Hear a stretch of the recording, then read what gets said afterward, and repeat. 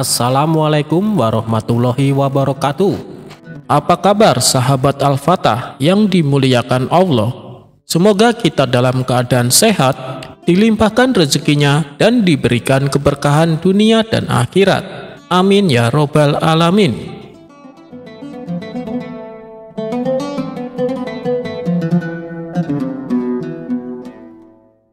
Suatu hari, Abu Nawas mendengar kabar tentang keledai yang luar biasa cantik di sebuah desa terpencil.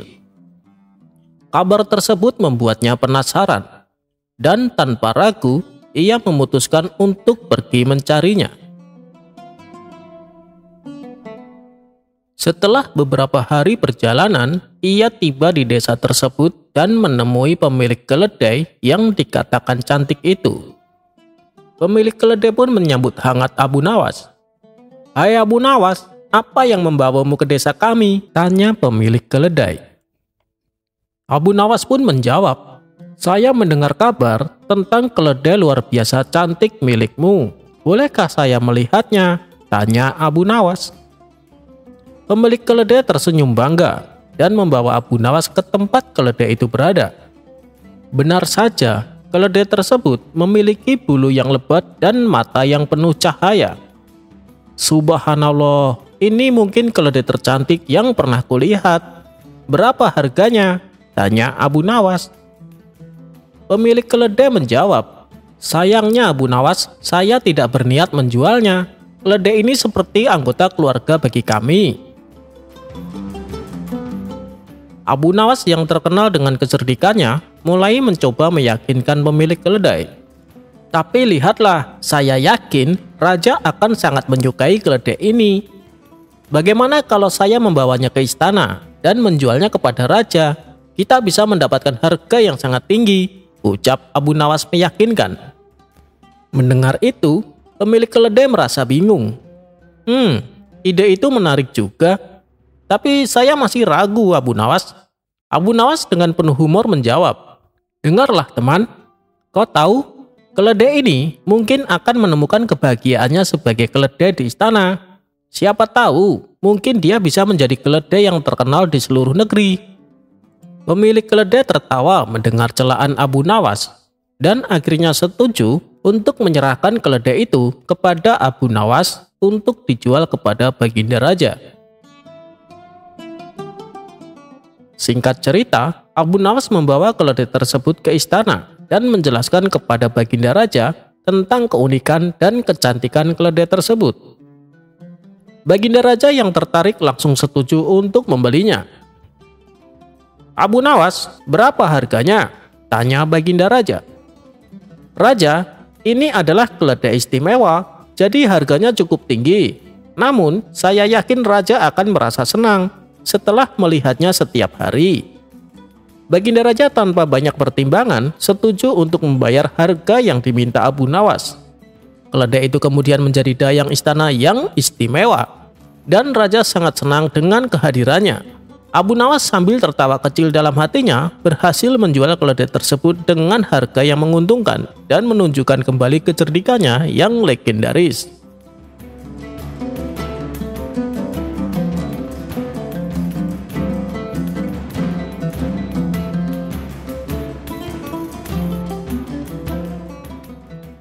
Pada suatu hari, Abu Nawas berada di hutan untuk mengumpulkan kayu bakar. Tanpa disadarinya, langkahnya membawa keberadaannya ke wilayah harimau yang lapar dan jengkel. Saat harimau itu melihat Abu Nawas, nalurinya sebagai pemburu langsung memuncak, dan ia mulai mengejar Abu Nawas yang panik. Abu Nawas yang menyadari bahaya yang mengintai mencari tempat persembunyiannya. Tanpa banyak pilihan, ia melihat sebuah pohon besar dengan cabang yang melintang di atasnya. Dengan cepat Abu Nawas memanjat pohon itu dan bersembunyi di antara daun-daunnya. Harimau meskipun kuat dan ganas tidak begitu pandai memanjat pohon. Ia berdiri di bawah pohon meratapi kehilangan mangsanya. Abu Nawas sambil menahan napas berusaha bergerak serendah mungkin agar tidak terlihat oleh harimau tersebut.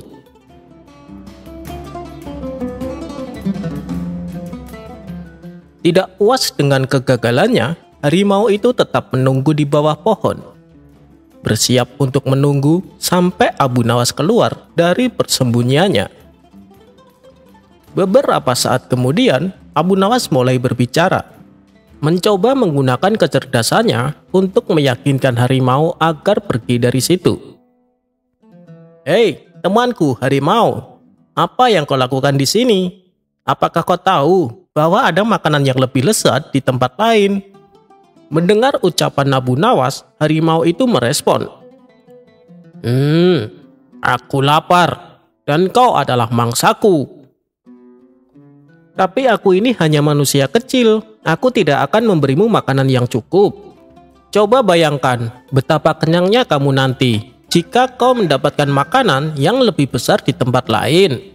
Mendengar ucapan Abu Nawas, harimau itu ragu sejenak memikirkan tawaran Abu Nawas. Namun, kehausannya akhirnya mengalahkan pertimbangannya.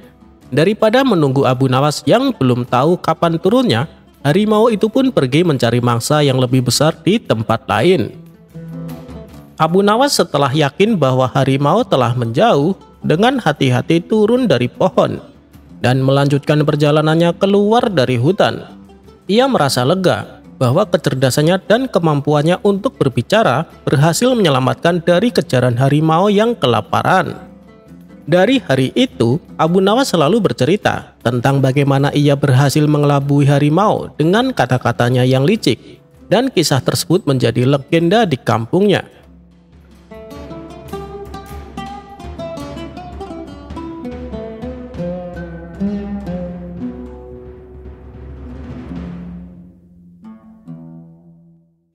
Kalah gertak dengan Abu Nawas, raja diminta memerintah bangsa semut.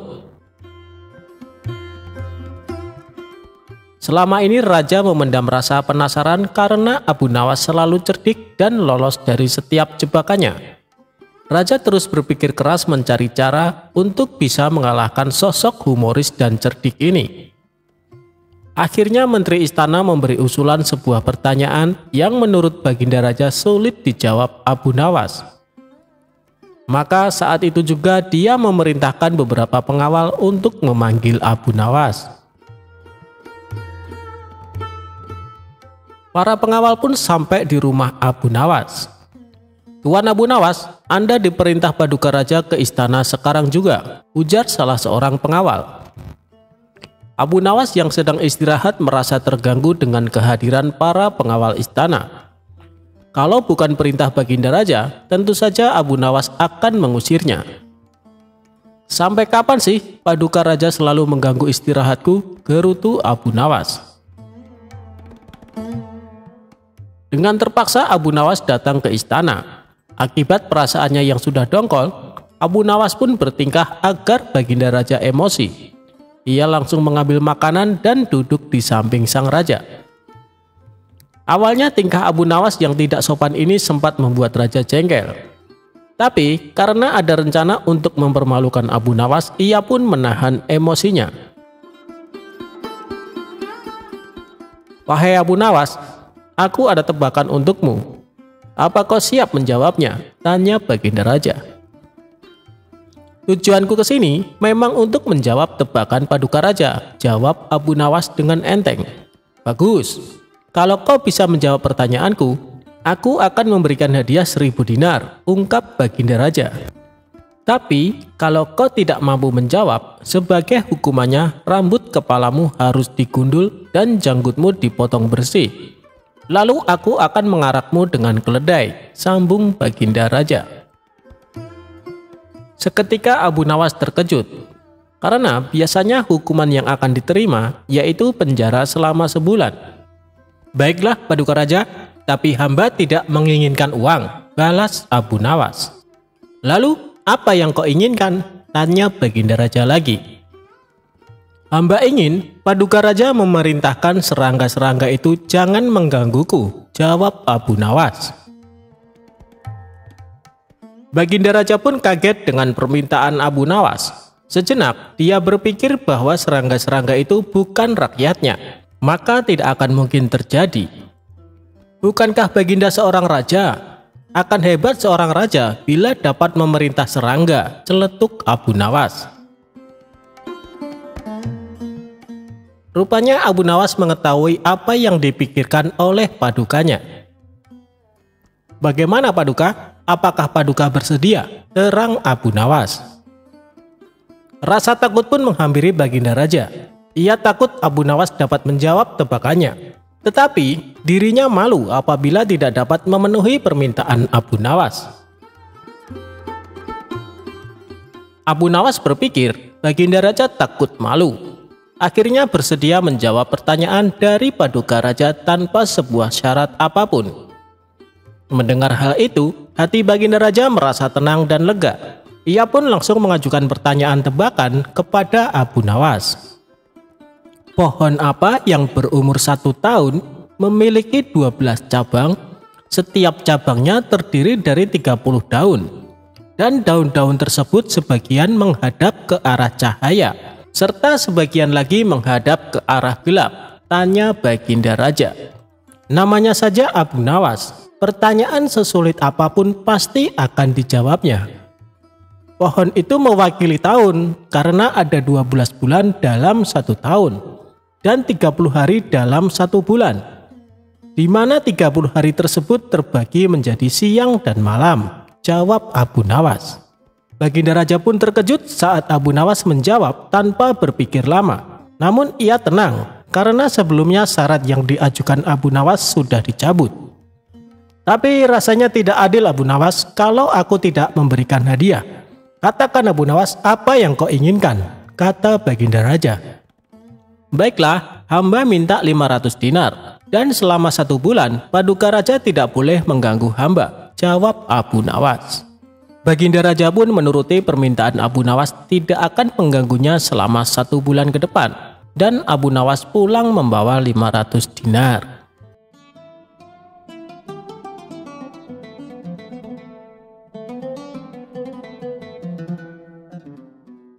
Abu Nawas memenangkan lomba berburu. Suatu hari yang cerah, Baginda Raja dan para pengawalnya meninggalkan istana untuk berburu.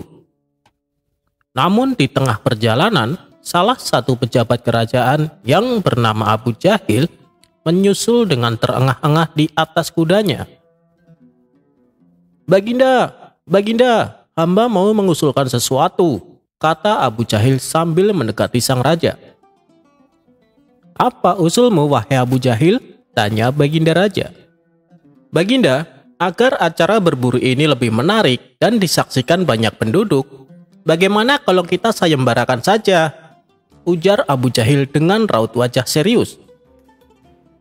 Baginda Raja terdiam sejenak dan mengangguk-angguk. Baginda, hamba ingin beradu ketangkasan dengan Abu Nawas, dan nanti pemenangnya akan mendapatkan sepundi uang emas. Tapi kalau kalah, hukumannya adalah dengan memandikan kuda-kuda istana selama 1 bulan.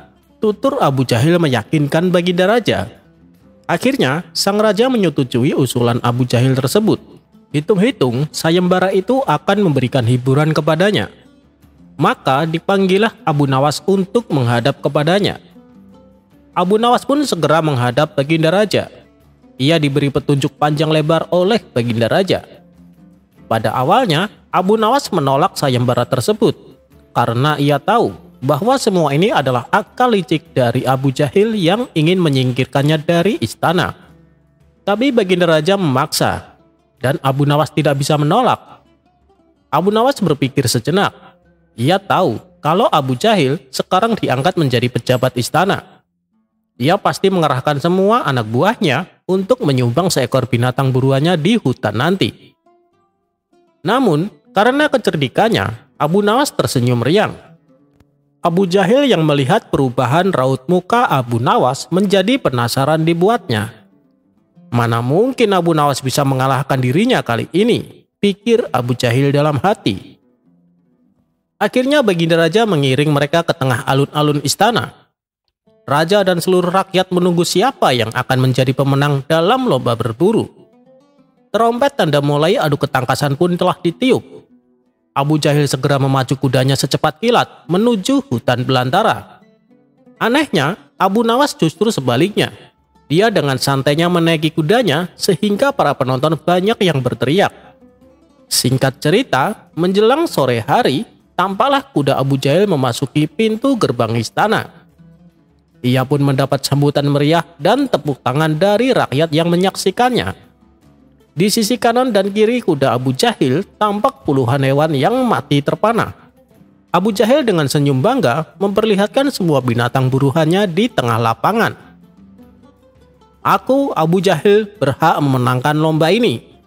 Lihat, binatang buruanku banyak. Mana mungkin Abu Nawas mengalahkanku? Teriak lantang yang membuat para penonton semakin ramai bertepuk tangan. Tidak berapa lama kemudian, terdengarlah suara kaki kuda Abu Nawas. Semua orang menertawakan dan meneriakinya, karena Abu Nawas tak membawa satupun binatang buruan di kudanya. Tapi Abu Nawas tidak tampak gusar sama sekali. Ia malah tersenyum dan melambaikan tangan. Baginda Raja menyuruh 2 orang pengawalnya maju ke tengah lapangan dan menghitung jumlah binatang buruan yang didapatkan 2 peserta tersebut. Kesempatan pertama, para pengawal menghitung jumlah binatang hasil buruan Abu Jahil. 35 ekor kelinci ditambah 5 ekor rusa dan 2 ekor babi hutan, kata salah satu pengawal. Kalau begitu, akulah pemenangnya, karena Abu Nawas tak membawa seekor binatang pun, teriak Abu Jahil dengan sombongnya. Tenang, tenang, aku membawa ribuan binatang. Jelaslah aku pemenangnya, dan engkau wahai Abu Jahil, silahkan memandikan kuda-kuda istana menurut aturan lomba. Semua binatang boleh ditangkap, yang penting jumlahnya, kata Abu Nawas sambil membuka bambu kuning yang telah diisi dengan ribuan semut merah. Jumlahnya sangat banyak, Baginda, mungkin ribuan. Kami tak sanggup menghitungnya lagi, kata pengawal kerajaan yang menghitung jumlah semut itu. Melihat kenyataan itu, Abu Jahil tiba-tiba saja jatuh pingsan. Baginda Raja tertawa terpingkal-pingkal dan langsung memberi hadiah kepada Abu Nawas. Kecerdikan dan ketulusan.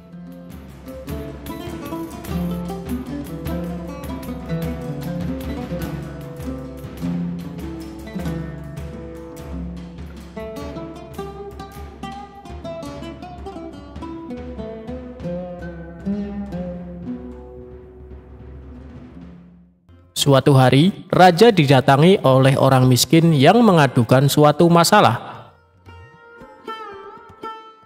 Apa masalahmu, Tuan? Cobalah ceritakan padaku, kata sang raja. Nama saya Abu Sukun. Saya orang miskin. Di sebelah rumah saya ada orang kaya. Orang kaya itu menyuruh saya membayar uang karena saya dituduh mencium bau makanannya tanpa izin. Bagaimana saya bisa menghindari bau makanannya, sementara rumahnya bersebelahan dengan rumah saya, tuanku, kata Abu Sukun. Apakah Anda sudah membawa kasus ini ke pengadilan? Tanya raja. Sudah, tuanku, namun hakim telah menghukum saya untuk membayar 100 dinar atas permintaan orang kaya itu.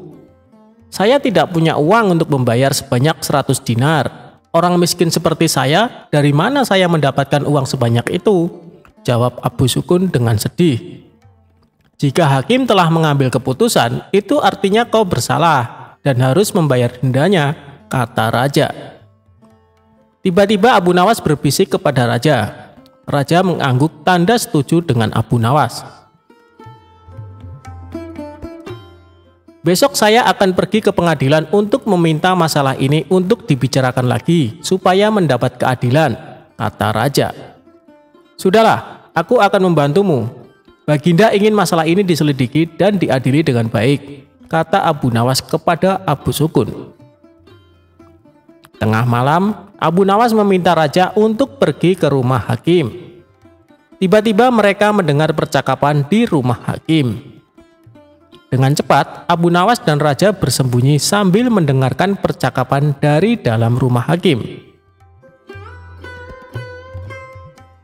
Saya mendengar raja ingin kasus saya dibawa ke pengadilan lagi. Ini uang 100 dinar saya berikan kepada Anda, agar kasus ini saya menangkan, kata si kaya.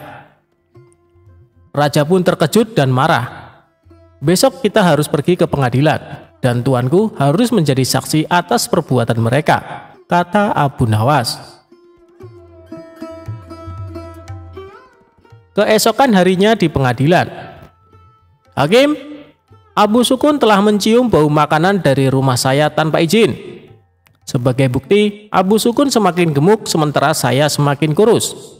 Itu tidak adil dan saya meminta Abu Sukun untuk membayar 100 dinar untuk bau makanan yang sudah dicium Abu Sukun, kata orang kaya. Di pengadilan, Abu Nawas adalah pengacara Abu Sukun. Abu Nawas berkata, Hakim, tidak adil jika Abu Sukun dihukum hanya karena mencium baunya saja. Sedangkan orang kaya ini yang memakan makanan dan merasa kenyang. Agar adil, saya usulkan agar orang kaya ini dibayar dengan mendengarkan suara 100 keping dinar, kata Abu Nawas tegas. Sementara, uang 100 dinarnya harus diberikan kepada Abu Sukun karena sudah difitnah. Dan hakim sendiri akan dihukum oleh raja karena memakan 100 dinar uang suap dari orang kaya, kata Abu Nawas. Hakim kaget dan sangat malu ketika tindakannya juga terungkap. Benar Hakim, aku telah melihat dan mendengar dengan jelas tentang penipuanmu tadi malam, kata sang raja. Baginda Raja sangat terkesan dengan penjelasan Abu Nawas dan memecat hakim karena tidak jujur dan memakan suap. Ingat, menjadi hakim kalau tidak benar dan adil akan dijebloskan ke neraka, kata Abu Nawas sambil memberi nasihat. Raja pun senang dan memberikan banyak hadiah kepada Abu Nawas.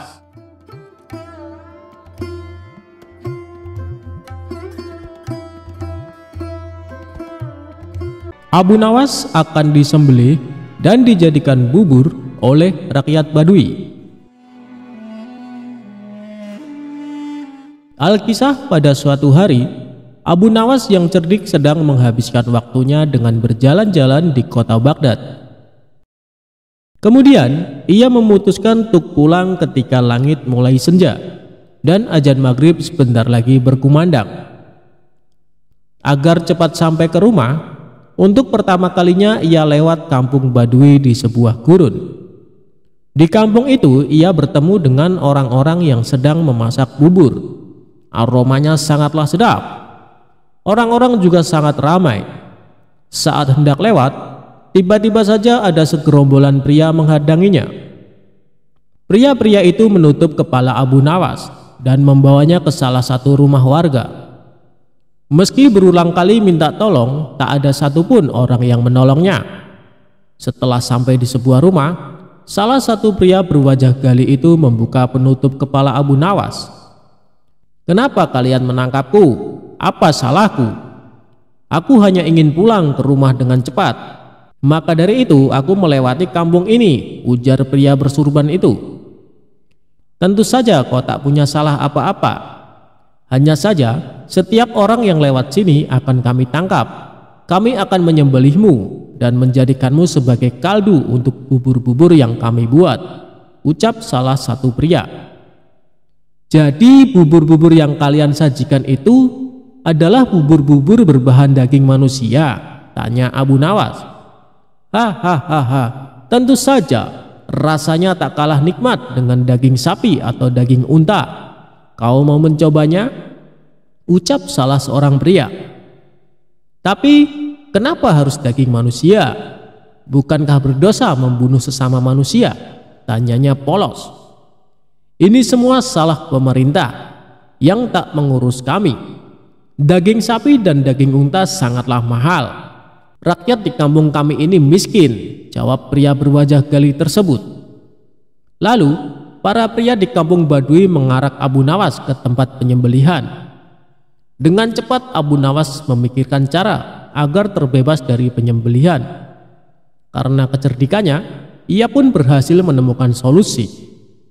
Tunggu dulu, sebelum kalian menyembelihku, lihatlah betapa kurusnya tubuhku ini. Percuma saja kalian hanya akan memakan tulang. Kalau kalian mau, besok aku akan membawakan kalian temanku yang gemuk, yang bisa kalian makan selama 5 hari, ucapnya meyakinkan. Kau pikir kami akan percaya dengan kata-katamu? Kau hanya menipu kami kan? bentak salah satu pria. "Namaku Abu Nawas, aku tinggal di desa ujung kota Baghdad. Jika aku berbohong, silahkan mendatangiku. Kalian tak akan menyesal bila melepaskanku kali ini, karena aku akan menepati janjiku," ucap Abu Nawas. Para pria di kampung Badui itu lalu berunding sejenak. Mereka lalu memutuskan untuk percaya dengan perkataan tawanan mereka.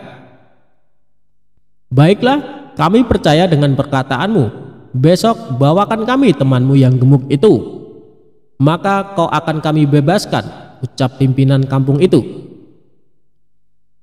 "Baiklah, besok sebelum maghrib aku akan membawa temanku kemari," jawabnya. Mereka lalu saling berjabat tangan sebagai tanda janji. Akhirnya Abu Nawas pun berhasil membebaskan diri. Dalam perjalanan pulang, ia lalu memikirkan strategi selanjutnya agar benar-benar terbebas dari warga kampung Badui. Setelah berpikir sejenak, akhirnya ia berhasil menemukan solusi. "Aha, aku mendapatkan ide. Bukankah tadi para pria di kampung Badui mengatakan kalau Baginda Raja tak peduli pada mereka? Mending aku bawa Baginda saja ke sini. Ditambah lagi Baginda Raja sangat gemuk karena ia jarang bergerak," ujarnya dalam hati. Lagian hal yang aneh bila Baginda tidak mengetahui bila ada orang yang berbuat keji dan tega membunuh, serta mengonsumsi sesama manusia karena alasan ekonomi. Baginda harus tahu fakta mencengkangan ini, imbuhnya.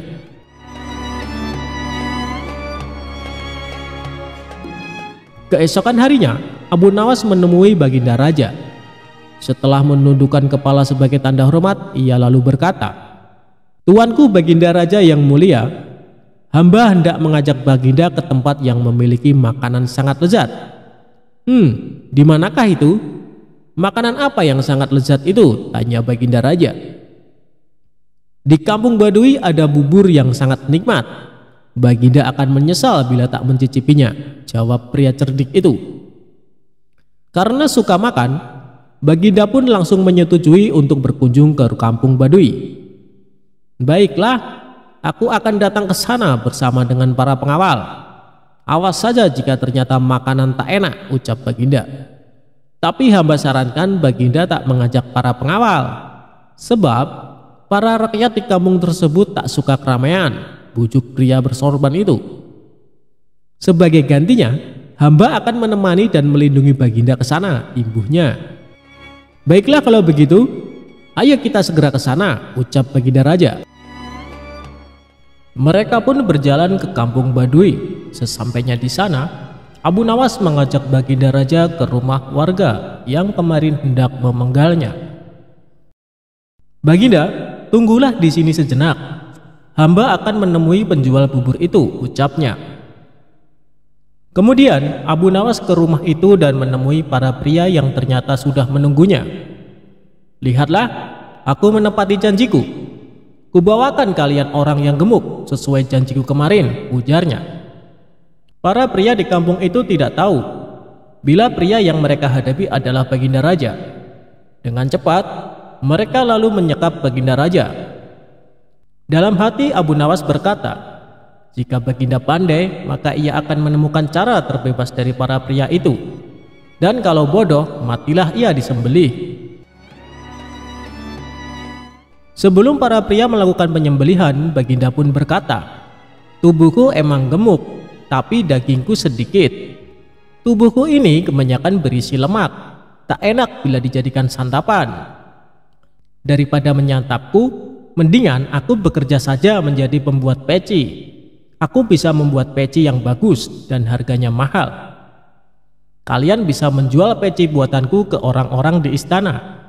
Mereka akan membelinya dengan harga mahal." Imbuh Baginda mencoba mengelabui warga kampung Badui. Lalu, para kanibal itu pun setuju dengan saran Baginda Raja. Mereka lalu mengurung pemimpin istana itu di sebuah penjara. Baginda mulai membuat peci. Agar diselamatkan oleh para pengawal istana, Baginda memberikan sepucuk surat di dalam peci yang ia buat. Surat tersebut berisi, "Hai menteriku, tolonglah aku. Aku di kampung Badui disekap oleh para warga di sini. Berapapun harga peci ini tolong belilah, lalu selamatkan aku." Setelah itu Baginda menyerahkan peci buatannya ke salah seorang pria. "Jual saja peci ini ke para menteri di istana. Mereka pasti menyukainya," ucap Baginda Raja.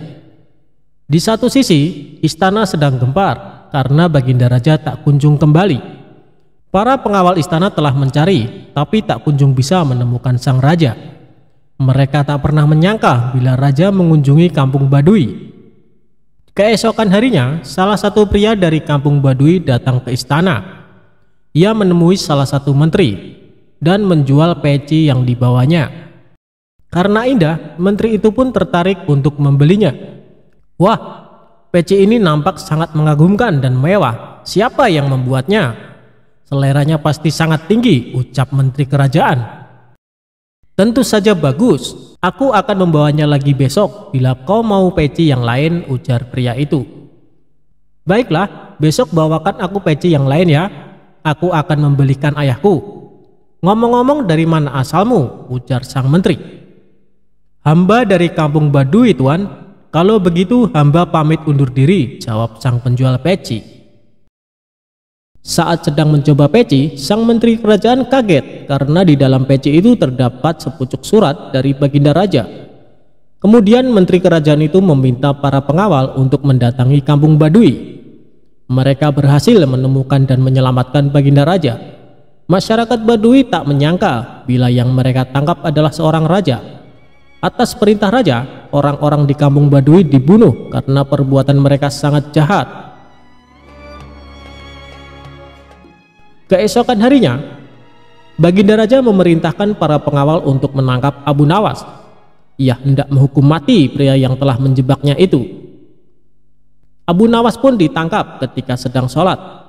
Setelah salam, ia langsung dibawa para pengawal untuk menemui sang raja.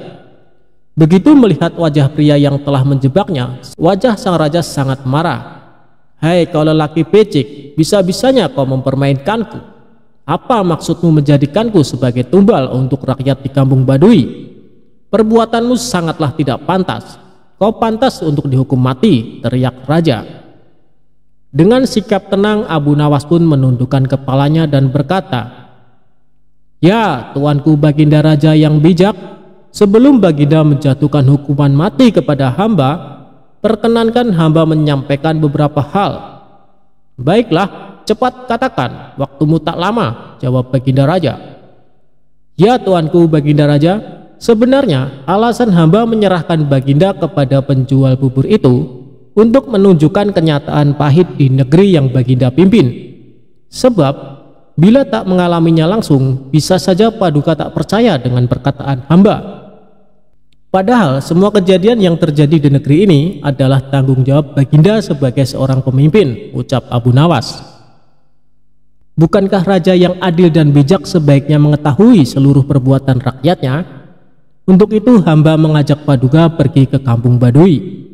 Lagi pula hamba sudah bisa menduga bila Baginda adalah pemimpin cerdas, sehingga pasti bisa lolos dari jebakan mereka.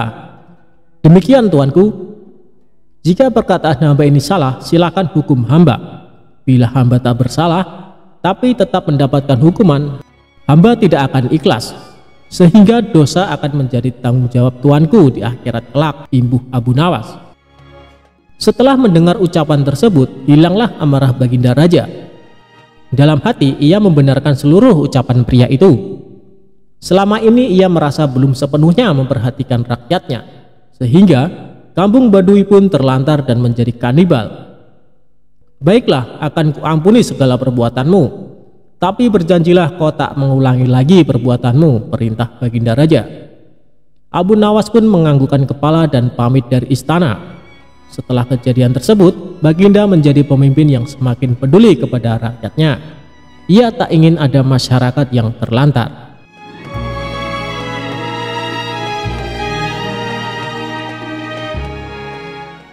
Abu Nawas menjebak si tukang sihir.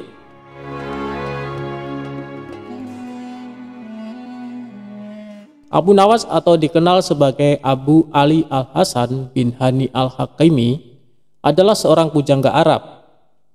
Abu Nawas dilahirkan di kota Ahvaz di negeri Persia. dengan darah Arab dan Persia mengalir di tubuhnya. Abu Nawas adalah seorang ulama besar yang terkenal dengan kecerdasannya dan dipercaya sebagai wali Allah. Dikisahkan, Abu Nawas mempunyai burung nuri yang sangat lucu, dan Baginda Raja ingin memilikinya. Kalau kau berniat menjualnya, jangan ditawarkan kepada orang lain. Tawarkan saja kepadaku. Berapapun harganya, aku akan membayarnya, ujar Baginda Raja kepada Abu Nawas.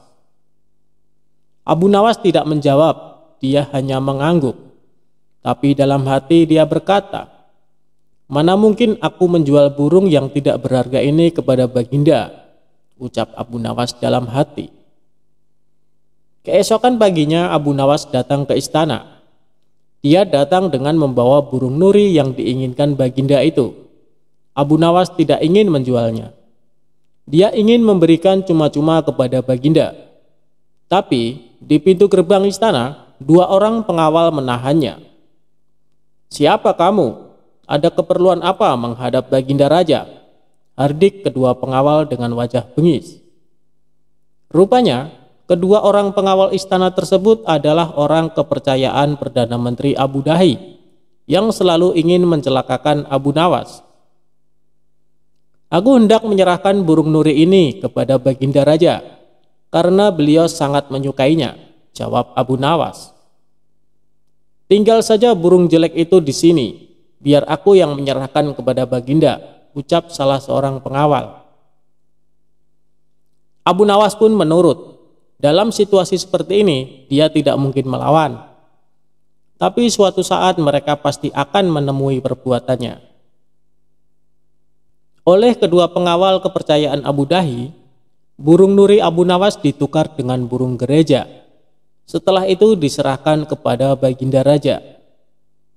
Perdana Menteri Abu Dahi yang melihat kejadian itu tersenyum simpul memuji hasil kerja anak buahnya. Berdebah, gigi Baginda gemertak menahan amarah. Dia merasa terhina oleh perbuatan Abu Nawas. Burung nuri yang diharapkan tapi burung gereja yang dikirimkan. Tanpa menunggu waktu, saat itu juga Baginda mendatangi rumah Abu Nawas. "Abu Nawas, kalau kau keberatan menjual burung nuri kepadaku, aku tidak apa-apa. Tapi jangan kau kirim burung gereja ke istana. Itu suatu penghinaan buatku," kecam Baginda dengan mata memerah menahan amarah. "Begini Baginda," tutur Abu Nawas mencoba meredakan amarah Baginda. "Istana Baginda telah kemasukan 2 orang penyihir yang menjadi penjaga pintu gerbang istana. Kedua orang itu bisa menyihir seekor burung gereja, dan hamba yakin besok-besok kedua orang itu bisa menyihir burung beo menjadi burung nuri. Kalau tidak percaya, tunggulah besok di istana. Baginda akan menyaksikan sendiri betapa hebatnya sihir mereka." Sambil berkata begitu, Abu Nawas mengelus-elus seekor burung beo yang bertengger di depan jendela rumahnya. Burung beo itulah yang akan dibuat menjebak kedua pengawal bengis istana. Pagi-pagi sekali Abu Nawas sudah tiba di istana. Dia membawa burung beo di tangannya. Di depan gerbang lagi-lagi dia dicegat oleh pengawal. "Ada perlu apa lagi kau di sini?" kedua pengawal kembali menghardik Abu Nawas. "Ada perlu apa lagi kau di sini?" kedua pengawal kembali menghardik Abu Nawas. "Sudah ku bilang, kau tidak akan bisa bertemu Baginda," ucap sang pengawal. "Maaf, kemarin aku keliru. Aku sebenarnya hendak memberikan burung beo ini kepada Baginda Raja, tapi aku keliru mengambilnya.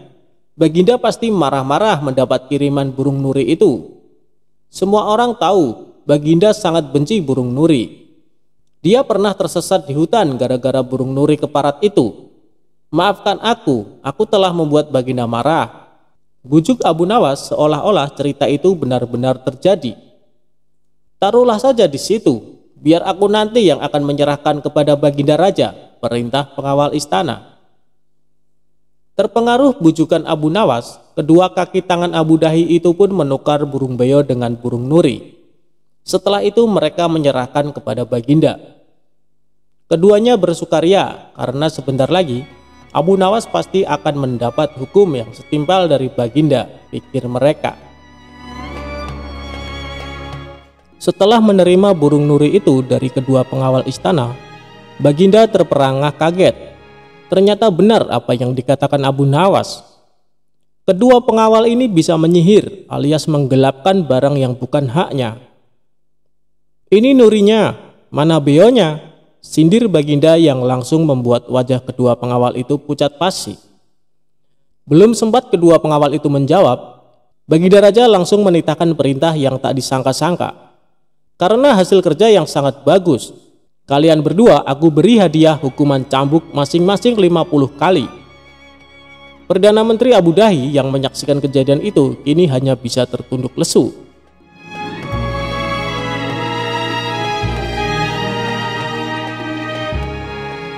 Tingkatan mata, tingkatan otak, dan tingkatan hati. Abu Nawas sebenarnya adalah seorang ulama yang alim. Tak begitu mengherankan jika Abu Nawas mempunyai murid yang tidak sedikit. Di antara sekian banyak muridnya, ada satu orang yang hampir selalu menanyakan mengapa Abu Nawas mengatakan begini dan begitu. Suatu ketika ada 3 orang tamu bertanya kepada Abu Nawas dengan pertanyaan yang sama. Orang pertama mulai bertanya, manakah yang lebih utama, orang yang mengerjakan dosa-dosa besar atau orang yang mengerjakan dosa-dosa kecil? Orang yang mengerjakan dosa-dosa kecil, jawab Abu Nawas. Mengapa? Kata orang pertama. Sebab lebih mudah diampuni oleh Tuhan, kata Abu Nawas. Orang pertama puas karena ia memang yakin begitu.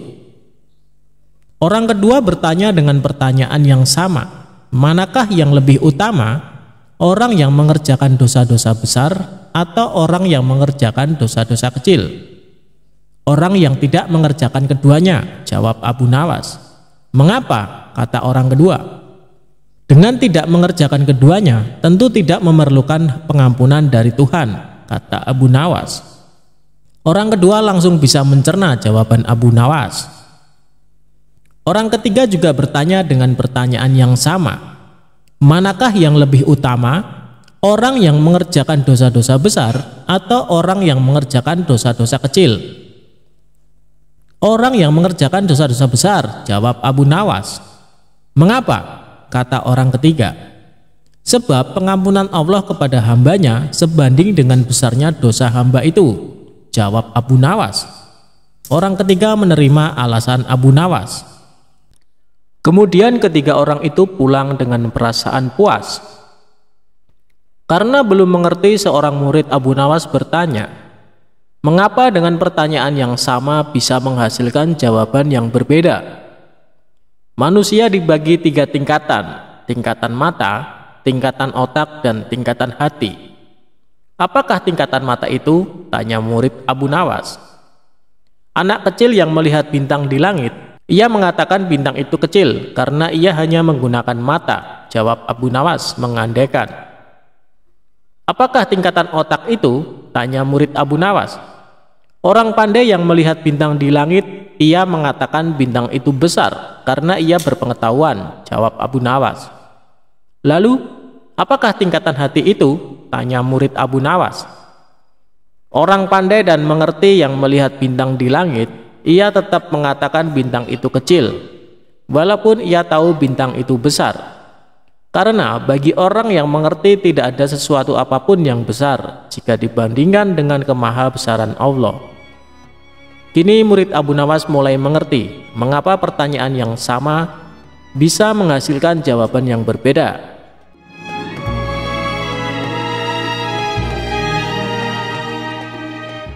Jalan ke neraka.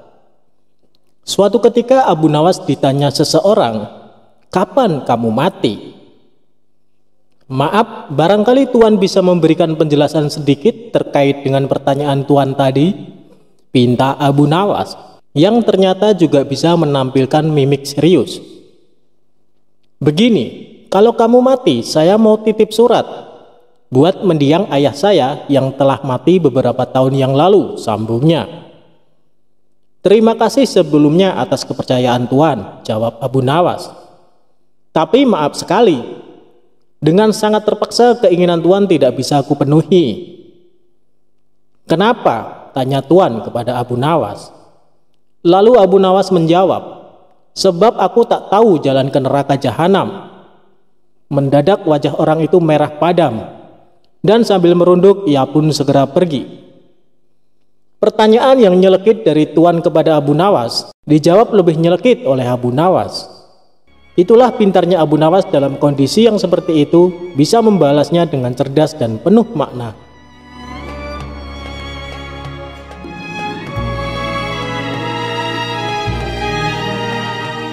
Pura-pura buta, Abu Nawas ambil balik duitnya yang dicuri.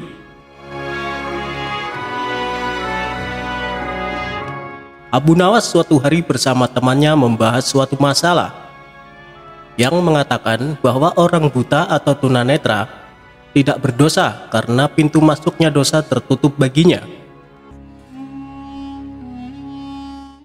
Alasannya karena matalah yang selalu melihat ke sana kemari yang mendatangkan dosa. Akan tetapi, Abu Nawas tidak menyetujui pendapat tersebut dan berniat akan membuktikannya. Keesokan harinya Abu Nawas berjalan-jalan dengan maksud untuk bertemu dengan orang buta. Dia ingin membuktikan pendapatnya bahwa orang buta pun dapat pula berbuat dosa. Abu Nawas juga menyiapkan pundi-pundi dan mengisinya dengan uang ringgit. Tidak beberapa lama berjalan, ia benar-benar menemukan seorang tunanetra.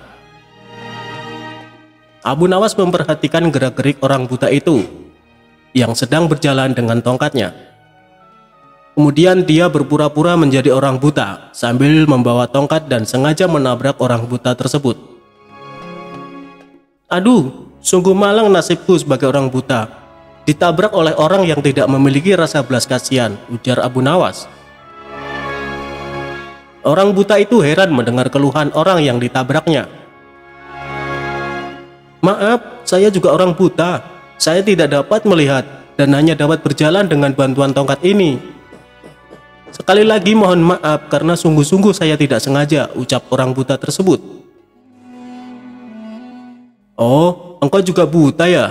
Tanya Abu Nawas pura-pura tidak tahu. Iya, saya buta. Peganglah tongkatku ini. Orang buta pasti akan memakai tongkat untuk berjalan, jawab tunanetra tersebut. Abu Nawas pun memegang tongkatnya. Begitu pula sebaliknya, si buta juga meraba tongkat Abu Nawas untuk membuktikan bahwa mereka adalah sama-sama orang buta. Kalau begitu, kita senasib, saudara. Bagaimana kalau kita mencari rezeki bersama-sama, ajak Abu Nawas. Orang buta itu pun menyetujui ajakan Abu Nawas. Mereka berjalan bersama-sama sebagai sesama orang buta. Di tengah perjalanan, Abu Nawas berpura-pura mau pipis dan minta tolong si buta agar pundi-pundinya yang penuh berisi uang dipegangkan dahulu. Sementara Abu Nawas berpura-pura pipis, ia terus memperhatikan tingkah laku si buta. Kemudian si buta meraba-raba pundi-pundi itu dan hatinya mulai tergoda untuk memiliki isinya. Wah, pundi-pundi banyak sekali isinya. Lebih baik aku mengambilnya lalu pergi. Pasti ia tidak bisa mencariku. Karena ia juga buta, pikir si buta tersenyum. Lalu ia meninggalkan Abu Nawas dan mencari tempat persembunyiannya agar tidak ditemukan. Dalam situasi demikian, Abu Nawas berpura-pura mencari si buta dan meminta pertolongan kepada Allah. Ya Allah, malang benar nasib hamba. Tadi ditabrak orang. Sekarang uang hamba dilarikan orang. Sial bener hamba. Ya Allah, semoga orang yang mengambil uang hamba terkena lemparan batu ini tepat pada tulang keringnya. Biar tahu rasa dia, ujar Abu Nawas. Setelah itu dengan jitu Abu Nawas melempari si buta dan persis kena tulang keringnya. Aduh, aku kena. Gumam si buta meringis kesakitan. Hal ini membuat si buta kelabakan. Ia segera mencari lagi tempat persembunyian untuk menghindari Abu Nawas. Akan tetapi, Abu Nawas yang pura-pura buta mengikuti si buta kemanapun pergi. Setelah dekat, Abu Nawas memohon lagi kepada Allah. "Ya Allah, semoga orang yang mengambil pundi-pundiku terkena lagi lemparan batu pada kepalanya," ujar Abu Nawas. Tidak lama kemudian terdengar lagi suara kesakitan dari si buta. "Aduh, kena lagi. Kepalaku jadi benjol," ucap si buta memegang kepalanya yang benjol. Si buta pun panik dan heran. Kok doanya terkabul lagi? Ah, itu hanya kebetulan. Kemudian dia menghindar lagi dan terus menghindar, tetapi Abu Nawas tetap mengikutinya terus secara berturut-turut. Abu Nawas berdoa lagi sambil melakukan lemparan beruntun kepada si buta dan selalu tepat, yaitu tepat mengenai perut, dada, dan terakhir muka. "Mengapa semua sasaran yang akan dilempar selalu tepat mengenaiku?" pikirnya lagi sampai berkerut keningnya. Si buta makin heran, dia curiga. Tidak lama kemudian barulah si buta menyadari bahwa temannya itu, Abu Nawas, mempermainkannya. "Kalau begitu saudara tidak buta, saudara hanya mempermainkanku. Ambillah kembali pundi-pundi ini," ujar si buta tersebut. Akhirnya si buta menyerahkan pundi-pundi itu kepada Abu Nawas dengan penuh kesedihan dan penyesalan terhadap nasibnya. Abu Nawas sendiri pulang sambil tersenyum kegelian. Ia puas karena dapat membuktikan bahwa orang buta dapat juga bisa berbuat dosa.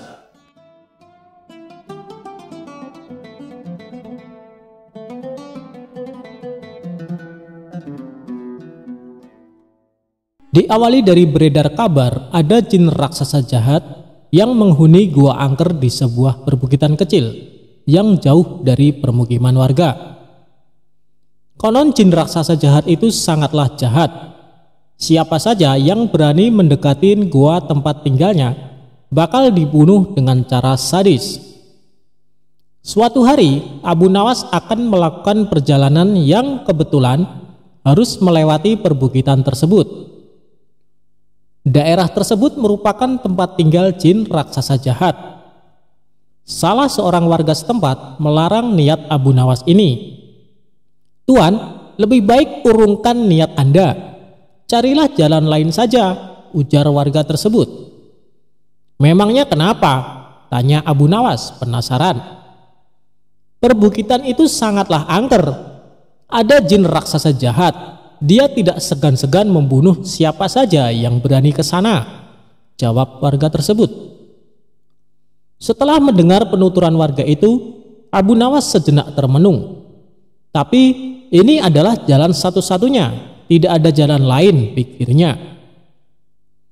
Setelah berpikir matang-matang dengan segenap keberaniannya, akhirnya Abu Nawas nekat melewati perbukitan kecil tersebut. Benar saja, baru beberapa langkah menginjakan kaki di sana, tiba-tiba muncul sosok makhluk raksasa yang tidak lain adalah jin jahat tersebut. "Hei manusia, lancang sekali kau kemari. Kamu mau cari mati?" bentak jin raksasa jahat. "Tidak, aku hanya numpang lewat, karena ini adalah jalan satu-satunya," jawab Abu Nawas. "Kamu tahu ini adalah daerah kekuasaanku. Siapapun dilarang lewat sini," kata jin raksasa jahat memberitahu. "Bukannya ini adalah bumi Allah? Kamu tidak ada hak melarangku," balas Abu Nawas. "Oh, jadi kamu menantangku? Akan aku hancurkan tubuhmu," ancam jin raksasa jahat. "Baik, silahkan mencobanya, tetapi aku bisa mengalahkanmu. Aku sangat perkasa, lebih dari yang kau bayangkan," sahut Abu Nawas tidak mau kalah. "Omong kosong, kau pasti seorang sufi, makanya berani menantangku. Orang-orang sufi itu hanya terpikat pada masalah rohani. Kau tidak akan bisa mengalahkanku, sebab aku memiliki kekuatan. Wujudku 30 kali lipat lebih besar darimu," ucap jin raksasa jahat. "Wujudmu memang lebih besar dariku, tapi itu tidak menjamin kau lebih perkasa. Kalau kau menginginkan uji kekuatan, ambil batu ini dan peraslah air darinya," balas Abu Nawas. Abu Nawas lalu memungut sebutir batu kecil dan diberikan kepada jin raksasa jahat. Seketika batu kecil hancur lebur dalam genggamannya. Akan tetapi tidak setetes pun air yang keluar.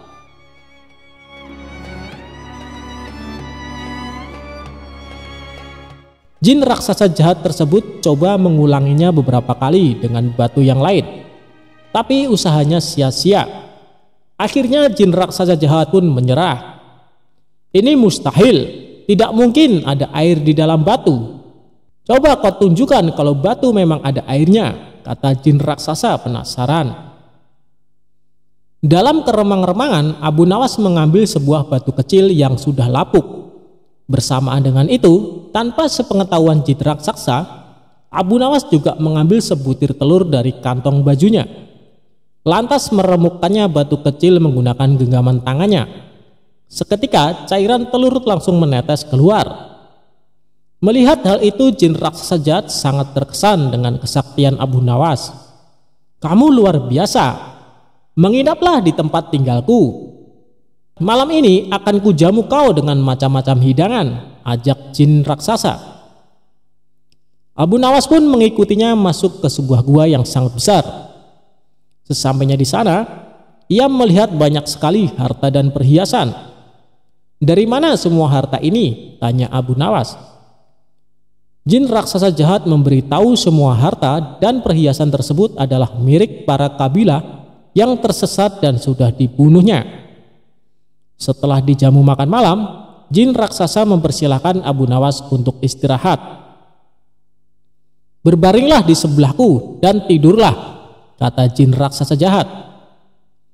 Jin raksasa kemudian membaringkan diri dan segera tidur.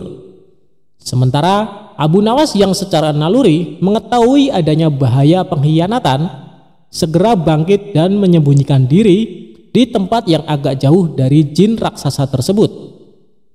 Abu Nawas mengatur tempat pembaringannya agar seolah-olah tidur di samping jin raksasa. Tidak lama setelah itu, jin raksasa bangun.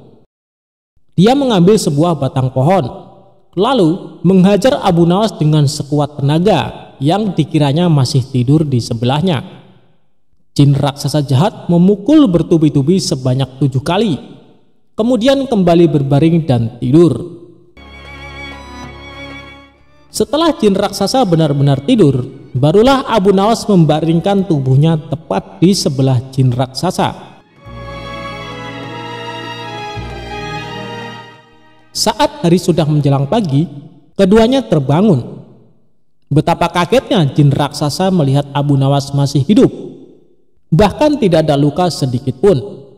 Gua ini nyaman sekali untuk istirahat, tapi sayang, tadi malam aku agak terganggu. Sebab aku sempat merasa ada nyamuk menggigitku sampai 7 kali, ucap Abu Nawas. Tentu saja hal itu sangat mengejutkan jin raksasa, hingga tidak berani lagi menyerang Abu Nawas. Bagaimanapun, kalau seorang telah dipukul sebanyak 7 kali dengan batang pohon oleh jin raksasa pasti akan mati. Apalagi memukulnya menggunakan tenaga sekuat-kuatnya. Akhirnya, jin raksasa jahat tersebut mempersilahkan Abu Nawas untuk melanjutkan perjalanannya. Berkat kecerdikannya, Abu Nawas pun selamat dari pembunuhan.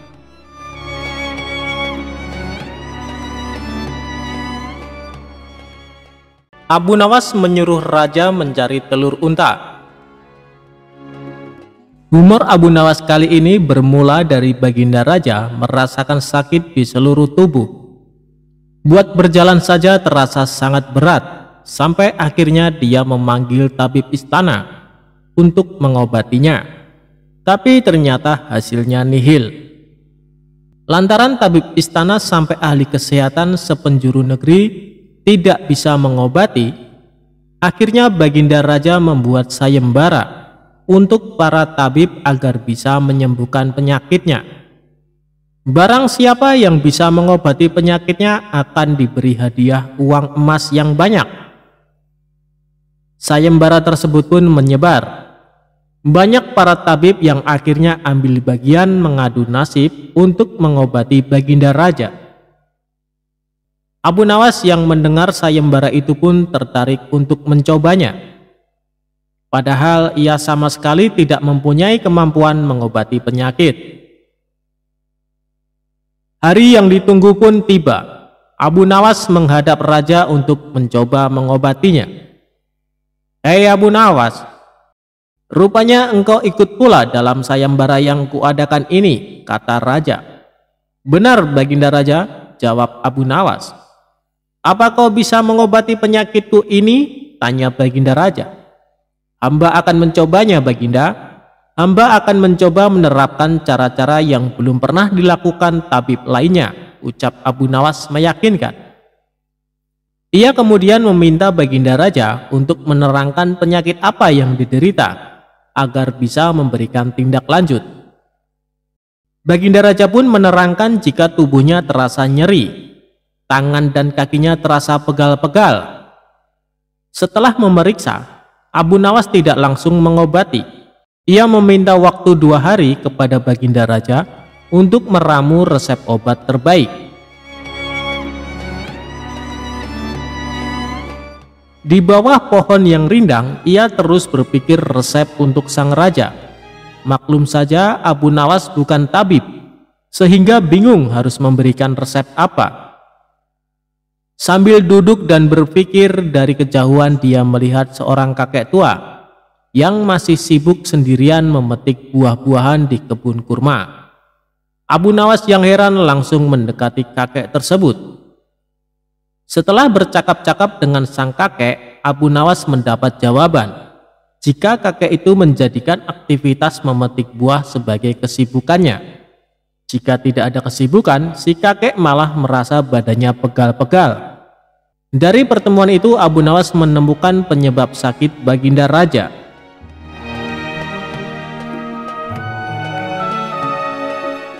Esok harinya Abu Nawas menghadap Baginda Raja. Hei Abu Nawas, belum 2 hari kau sudah menghadapku. Mana obat untukku? Tanya Baginda Raja. Maaf Baginda Raja, kali ini hamba datang belum membawa obat yang dapat Baginda minum. Sebab obat yang bisa menyembuhkan Baginda Raja hanya telur onta. Baginda Raja harus cari telur itu sendiri, karena jika tidak dicari sendiri, maka khasiatnya akan hilang, terang Abu Nawas. Kalau itu yang kau sarankan, baiklah, aku akan segera mencarinya, jawab Baginda Raja. Dengan sekuat tenaga Baginda Raja mencoba mencari telur unta di pasar. Para pedagang pun terheran. Bukankah unta itu beranak, bukan bertelur? Tapi mereka tidak berani mengatakan hal itu, sebab yang mencari Baginda Raja. Setelah berkeliling kota dan tidak menemukan satupun penjual telur unta, Baginda Raja bertemu seorang nenek yang menjelaskan jika unta tidak bertelur tapi beranak. Raja lantas sadar jika ia baru dibohongi oleh Abu Nawas. Sesampainya di istana, Baginda Raja merasa kelelahan. Setelah perjuangan panjang mencari telur unta dengan berjalan, ia akhirnya tertidur pulas karena capek yang diderita. Keesokan paginya Baginda Raja tampak segar bugar, dan anehnya sakit yang dideritanya pun hilang. Ia lalu menyuruh para pengawal untuk meminta Abu Nawas menghadapnya. Tidak lama kemudian Abu Nawas datang. Bagaimana Baginda Raja? Apakah telah menemukan telur unta yang hamba anjurkan? Tanya Abu Nawas setelah memberikan salam kedatangan. Rupanya engkau telah mempermainkanku ya, ucap Baginda Raja dengan nada marah. Apa yang Baginda maksud? Ujar Abu Nawas. Engkau menyuruhku mencari telur unta, padahal unta tidak bertelur tetapi beranak, terang Baginda Raja. Abu Nawas kemudian menceritakan pertemuannya dengan seorang kakek, sampai memperoleh hikmah jika anggota badan yang tidak pernah digerakkan akan membuat orang sakit. Pengalaman itulah yang ingin diterapkan Abu Nawas kepada Baginda Raja, supaya tidak hanya memerintah tetapi juga bergerak. Tentu saja Baginda tidak akan menemukan telur unta, sebab tidak akan mungkin ada unta yang bertelur. Tapi bukankah Baginda sekarang sudah merasa lebih enakan? Tanya Abu Nawas setelah memberikan penjelasan. Benar, apa yang kau katakan itu benar Abu Nawas, jawab Baginda Raja yang tidak lagi marah mendengar jawaban Abu Nawas. Bahkan aku semalam dapat tidur dengan pulas sekali, lanjutnya. Kalau begitu betul jika ada pepatah yang mengatakan tidak ada kelezatan kecuali setelah kepayahan, sahut Abu Nawas. Mendengar hal itu, Baginda Raja pun tertawa dan geleng-geleng kepala atas kecerdikan Abu Nawas.